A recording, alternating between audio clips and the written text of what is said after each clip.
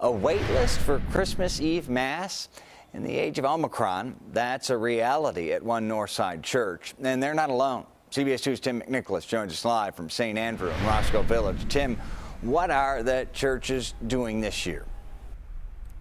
Brad, a key word this year is options. From in-person to online, social distance to full capacity. If you look around, you can find choices.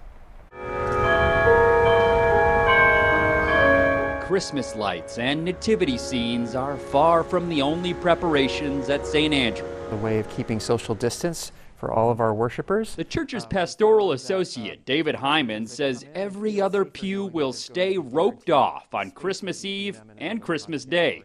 A reservation is required to attend Mass, and now Christmas Eve is booked full. There is a wait list in case people cancel. There's both the spiritual health and the physical health, and it's both to keep. It's important to keep both in mind. Hyman expects about 300 people at each of the services, which is about half the church's capacity.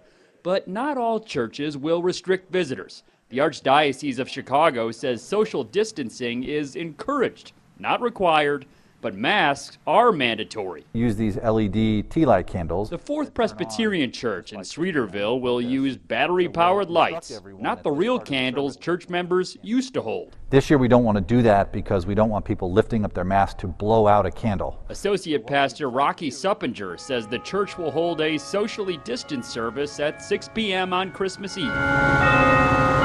Their 8 and 10 p.m. services will be full capacity, and they're expecting about 500 people at each. Let us pray. Big change from last year when the church only offered virtual Christmas services. We've tried really hard since we've come back to worship in person last June to trust people to make the best choice for themselves, but to give people options. Both Fourth Presbyterian and St. Andrew will also live stream services for those who'd rather spend their silent night at home.